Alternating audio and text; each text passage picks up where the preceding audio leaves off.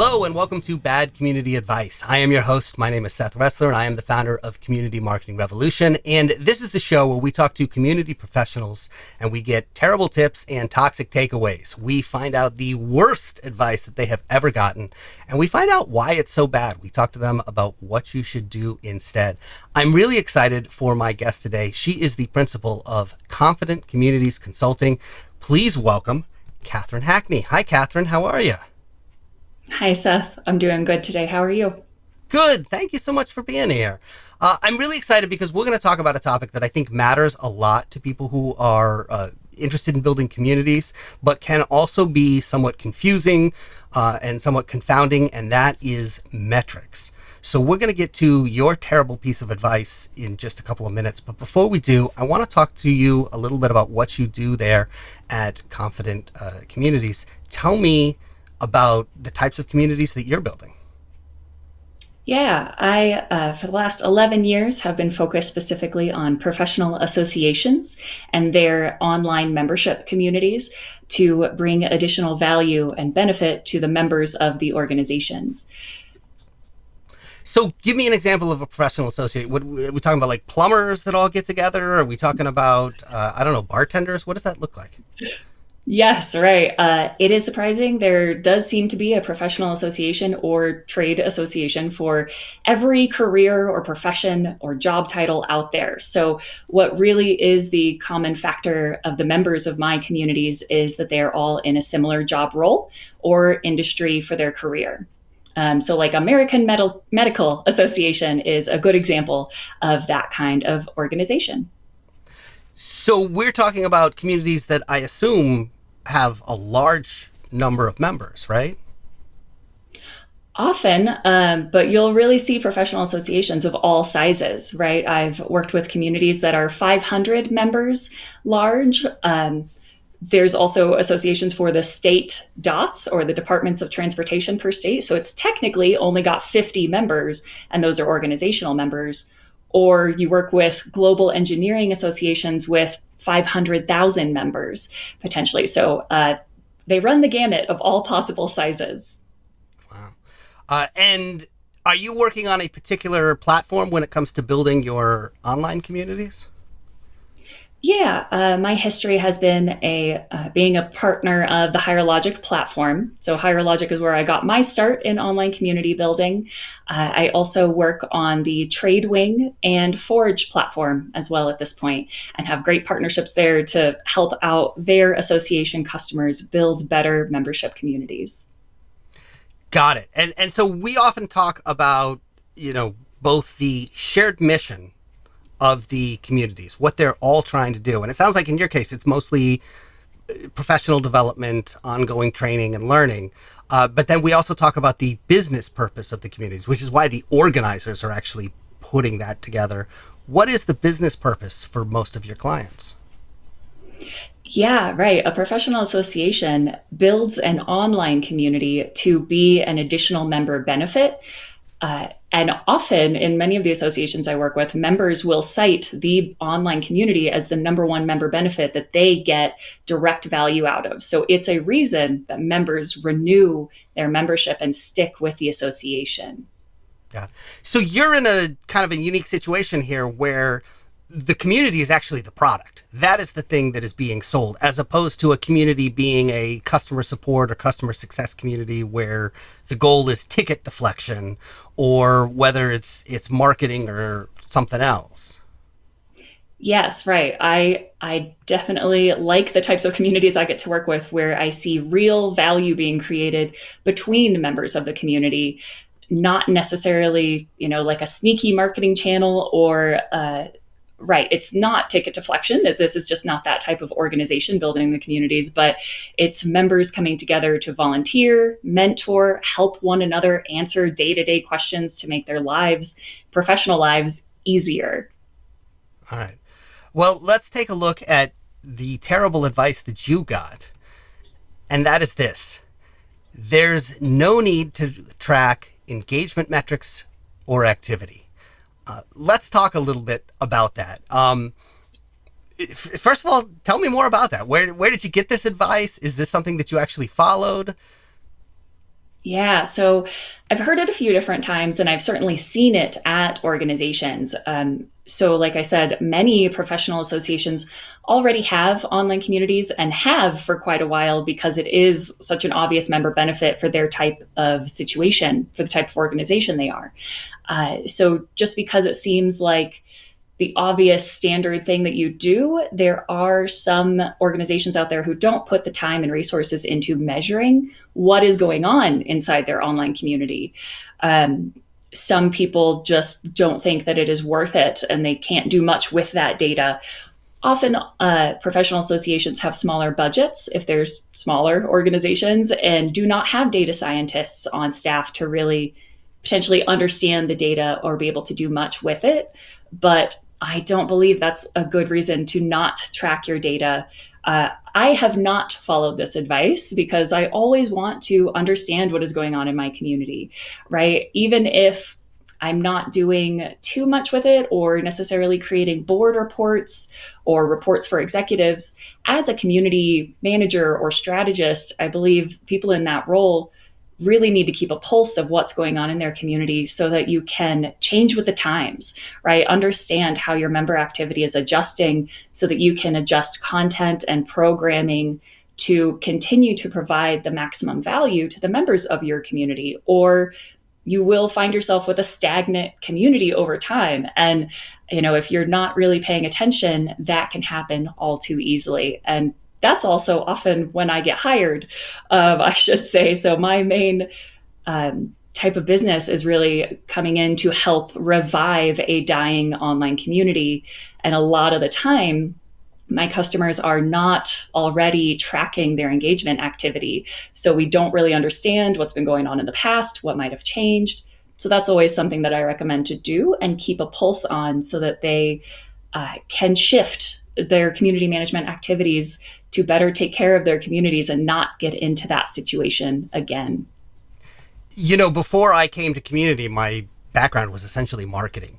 And one of the changes that I have watched with the internet is that marketing has moved from being an art to being much more of a science. That it used to be Don Draper from Mad Men going in, going, "Oh, look at this fancy drawing, and here's a clever slogan." And now it's, all right, how many clicks and where do people leak out of the funnel, and what can the analytics tell us? And I feel like that shift is somewhat similar in community building, especially when we start talking about online community building, because we have all these data points that we can measure. But I can also see the pushback from people who are like, no, no, no, community's an art. This is about just people coming and building relationships. How do you find the balance between those two, between community as an art and community as a science with data points? Yes, that is very fair to say, right? Online communities, there's a psychology to it. You're not dealing with math equations and numbers. These are human beings. We are trying to get to do certain activities over time. And that requires both qualitative and quantitative data. So, when you can survey or do polls within your communities of your members to understand what is their sentiment, would they recommend your community, as well as where are they clicking, what threads or conversations or pages are they spending time on, so you can bring the full story together to really understand both sides of it. I think that's really necessary for online community measurement and to understand what's really going on. So it's a So balance. so yeah, you bring up some interesting data points, and that was one of my questions to you: is what are the data points that you actually care about? What are the metrics? It sounded like you were mentioning something that is like net promoter score, which is how likely are you to recommend? Is that one of your data points, and what are some other ones that you really care about? Yeah, absolutely. Right. Net promoter score is big and something that you just have to do a poll on to ask people that question. It's really difficult to get that kind of information, but it tells you, do people like your community? Do they find value in it so that they want to share it? So that's a big one. It really depends too on the tools you have available, what your platform is. So when I'm working with organizations, I dig in to understand the tools they have available, what platform they're on, and what data points are there so that we can get actionable insights. But usually, something that I like to measure is also average number of replies per conversation or per new question, to understand that people are really having a dialogue, right? We want to have at least an average number of 2, if not 3 or 4 responses per conversation, so that you understand that your members are truly engaging and talking with one another versus, maybe in a customer support community where your average rate of response might be 1. And that's okay. If it's the right answer, there is a single answer to the conversation, and that's fine. But in associations, very little is black and white that members are talking about in the community. So a health metric that I like to watch is, are they debating? Are they having back and forth conversations? Because so rarely is there a single right answer to questions that are coming up. And that's how members continue to come back and continue the conversation and create something that's even more valuable for new members coming in and searching past conversations, that if there's a full dialogue there, somebody can learn a lot more from that. So yes, that's one of the big ones that I like to pay attention to for my situation. So let me make sure I understand this, because this is fascinating to me. In a customer support community where somebody goes in and says, look, my printer's broken, here's the problem, how do I fix it? You just want the right answer. And it's not necessarily about building a relationship between the person with the broken printer and the person with the fixed printer, as opposed to a professional association where it's not necessarily about looking for a right answer. It's about, I don't know, hey, here's this situation, this came up, what would you do? Give me advice. And that's where it becomes much more, so it actually affects the metrics, the type of community. And so there isn't one right answer for this is how many replies you should be getting per post. It's contextual. Is that what you're saying? Yes, that's definitely what I'm saying, right? Depending on the type of community that you are managing or running, your benchmarks are going to be different. That's one of the reasons it's so difficult to have global online community benchmarks that I feel people ask for all the time.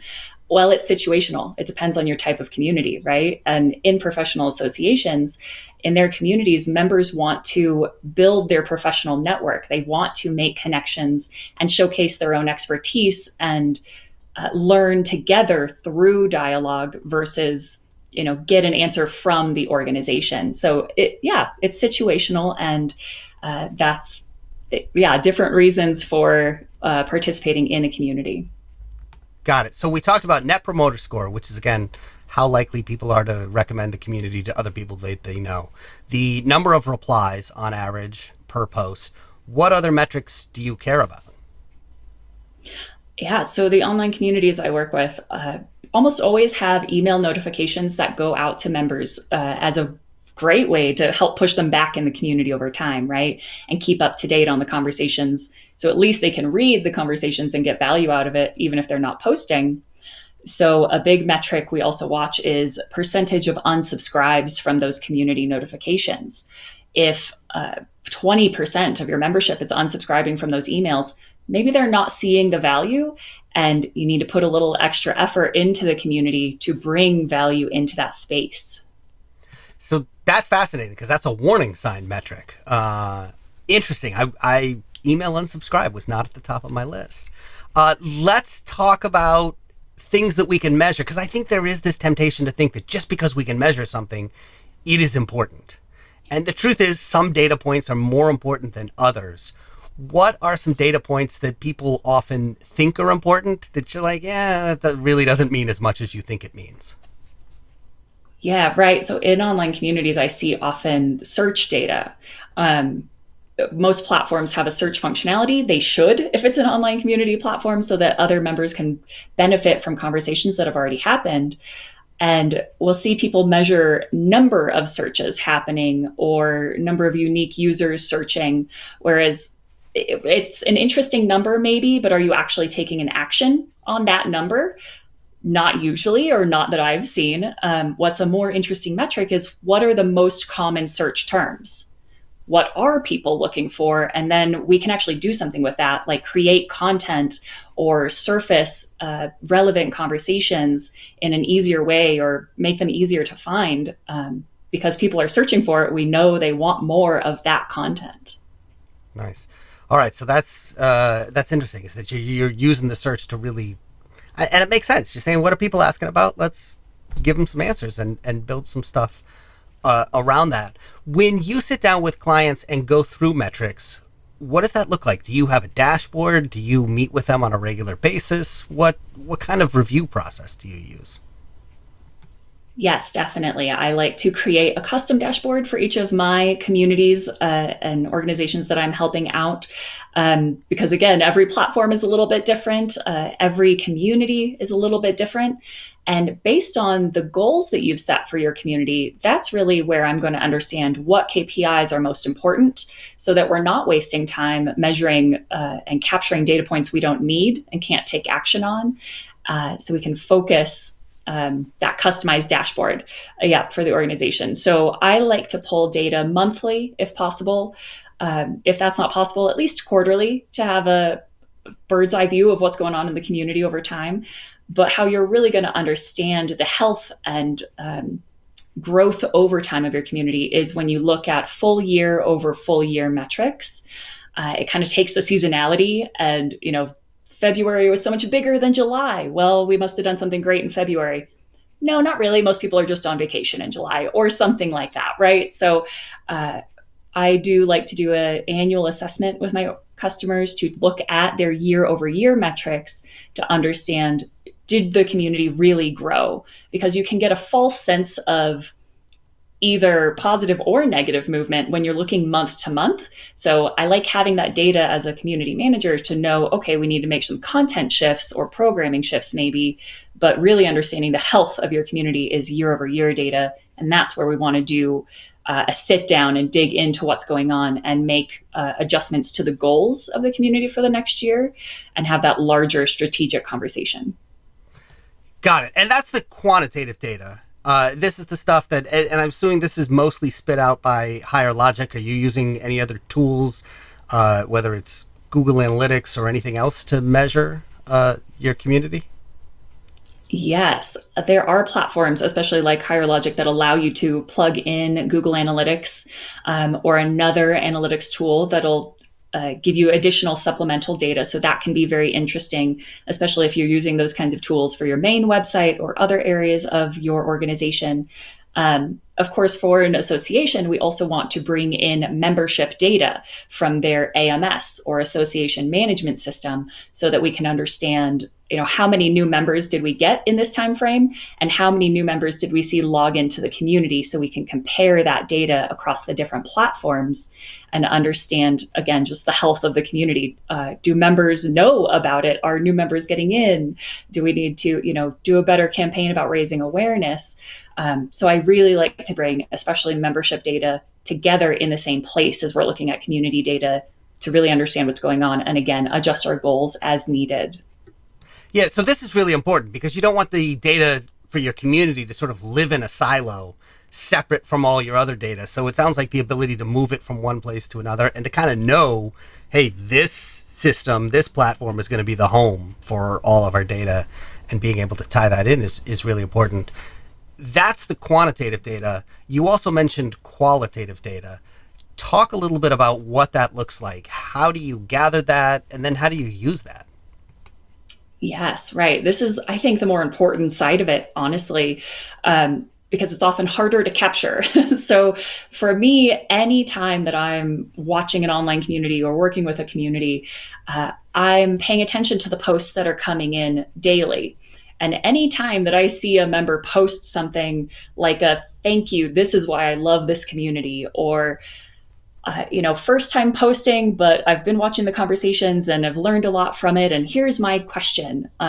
Anytime there's something like that sort of organic comment that a member is sharing, I save that. I screenshot that. I hold on to it. Maybe that's a person to reach out to for a specific quote about the community to learn more, or just as somebody working with the community to ask them more questions about what they appreciate about the community, so you can better understand why are they seeing value and expressing that, because that's great and we want to do more of that and bring that value to others. So having those direct conversations with members of your community who are willing to share is really helpful.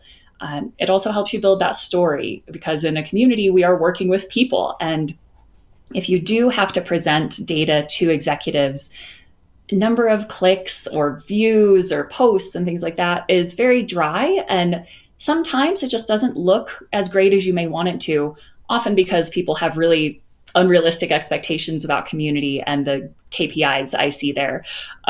So, a great way to get executives or other people who aren't in the community every day to understand it is to tell the story of your members and have testimonials pulling out those specific quotes of people talking about your community in a positive way, wherever that may happen. Save it, hold on to it, ask if you can quote them.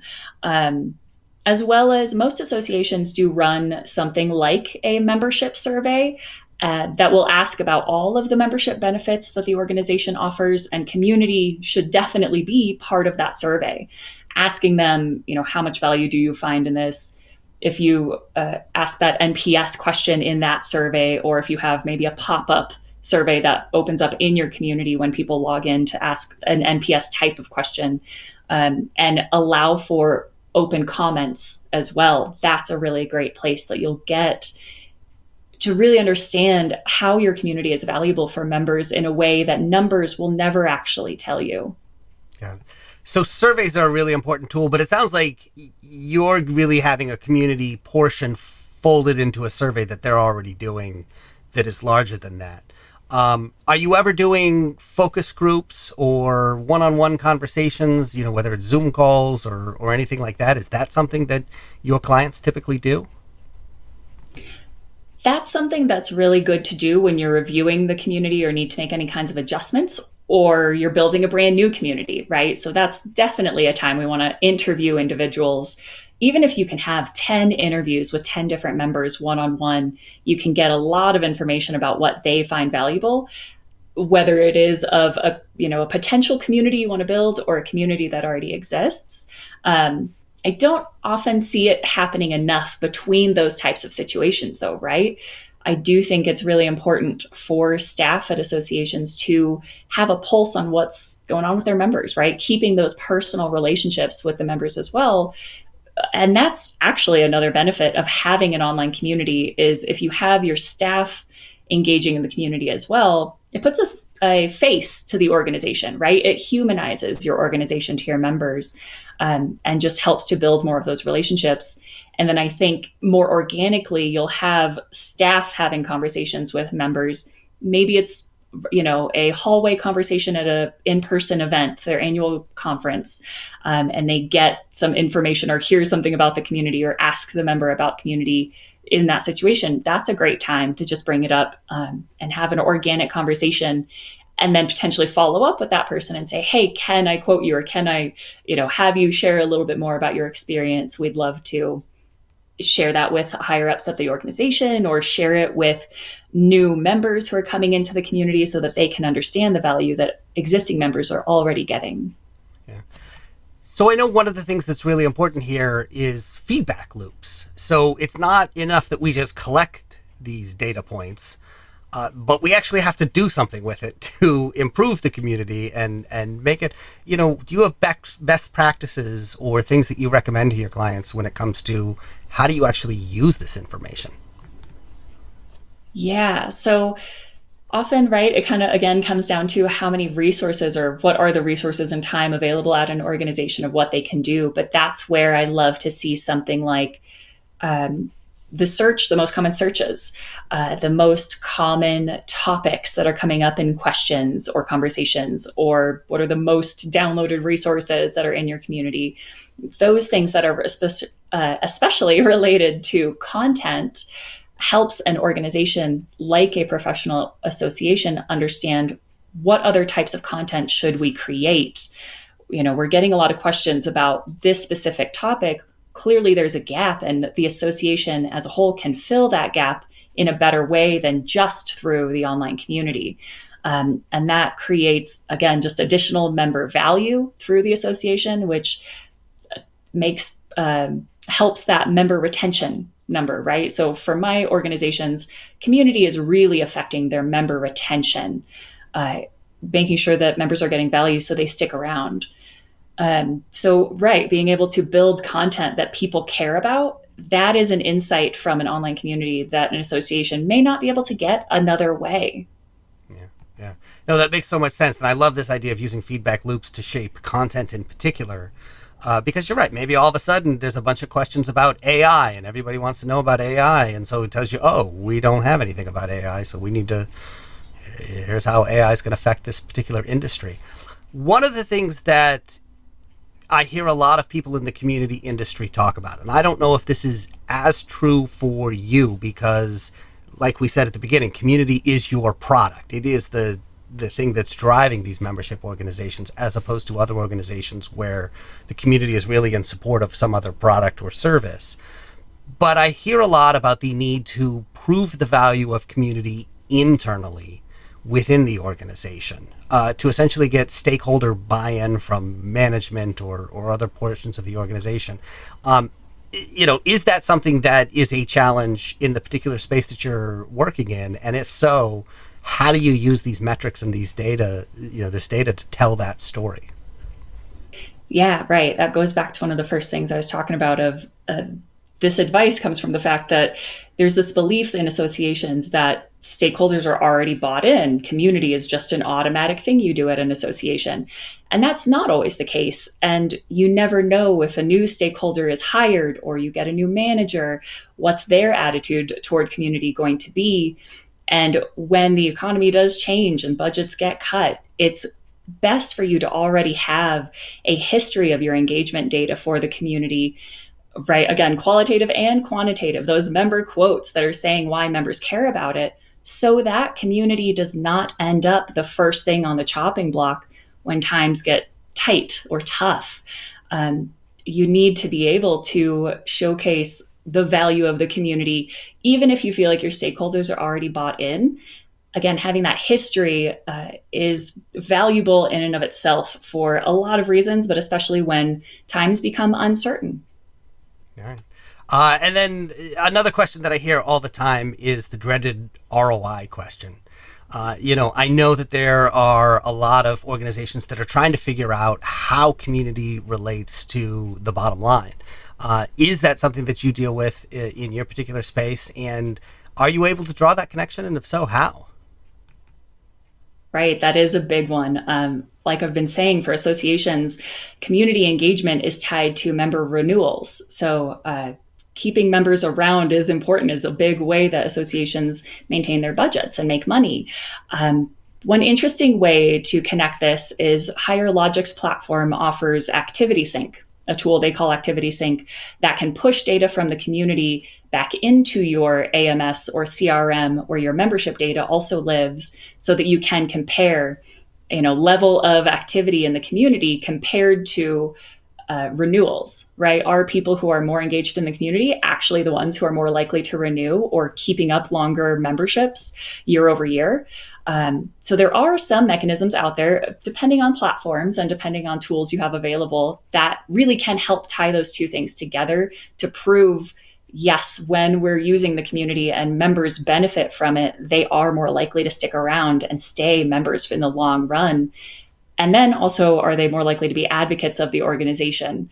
I talk a lot about word of mouth marketing, right? We know that that is so much more effective than other forms of marketing. And community is one of those ways that you can get members to be advocates for your organization if they're getting continuous value from that. That's another area where qualitative data is really helpful to understand. Again, that NPS, are you sharing about our community? Do you tell your peers or your coworkers that this exists? And, gently encouraging people to do that too really helps. But where it's possible, right, again, bringing your community engagement data together with your membership data is going to help you better explain the ROI in the situation of a membership organization, of course. All right. All right. So this has been fascinating. So I'm going to stop telling people data doesn't matter, because clearly that's bad advice. But I've really learned a lot here in terms of why it's important and how to use it. And so I really appreciate you coming on to talk about all this stuff. There's one final question that I ask everybody before they leave, and that is this. I want you to make a prediction. In 5 years, what do you think we're going to be talking about in the community building space? Yeah, if I had the ability to predict the future, I'd be much happier. But what I think, or at least maybe hope, that we see a lot more of is building the communities that we do more directly with the members of the community, right? Bringing in more of the participants of our community to help us build the space. I often advocate for using volunteers and engaging community champions and advocates very deeply in our online community space to maintain the health and longevity of our online communities. I think there is still a lot of opportunity for that to happen more often in more types of communities where it hasn't always historically happened. So I think in 5 years, we may figure that out, and that may become much more common, where a community builder, manager, strategist is not just doing it alone, but they're building community purposefully with the members or with specific participant stakeholders of the community, so that they're actually building something the members want and not something we're assuming they want. So there's a lot of room for collaboration and delegation, it sounds like. What's holding us back from that? Is that limitations in software? Is that just the mindset of community managers? What do you think, is getting in the way of us getting there? Yeah. Again, it kind of goes back a bit to resources, right? Volunteer management is a skill in and of itself and is not always overlapping with community management skills. But I think it should be more often. Or if your community has a team, you want somebody with volunteer management skills. Even if you're not a nonprofit or an association, engaging members and customers who want to volunteer to help within your online community, it's such a great way to engage your audience, make sure your community actually, like I said, is something your members want or customers want. It also is quite a mindset, like you said. I think going back to the fact that professional associations just assume online community is something they do, it just is done there. It's not really a question. So staff also assume, well, we just build this thing and then it will be great and our members will love it. But they're not always asking the right questions of what exactly does a member want, right? So they have an online community and it might be okay, but there's so much room for improvement that they just haven't dug into yet. And having those conversations and engaging volunteers and members more deeply and closely to build community together will just skyrocket the value. It's interesting to hear you say that, because I work a lot with content creators. And when you are a content creator, you are in control of the content until you hit publish. And whether it's a podcast episode or a video or whatever it is, it goes out the door. And then it sort of changes hands and goes out to the audience. And like you said, a community is much more collaborative. And that is a different skill of being able to have conversation, have dialogue, and adapt. And, those feedback loops that we were talking about earlier. It's different. It's a different mindset for a lot of people. So, it's different and scary. Yeah. Yeah, it can be, because it's a loss of control in some ways. It's sort of we're going to build the fences and just see how the people bounce around inside the perimeter, and we'll see what happens. Look, Catherine Hackney, thank you so much. The company is Confident Communities Consulting. People can check it out at confidentcommunities.com, especially if you are a professional association and you want help building your community. And like we said, especially if you are using Higher Logic or want to use Higher Logic. I really appreciate you coming on and sharing your thoughts with me. Yeah, thanks for your time today, Seth. It was a great conversation.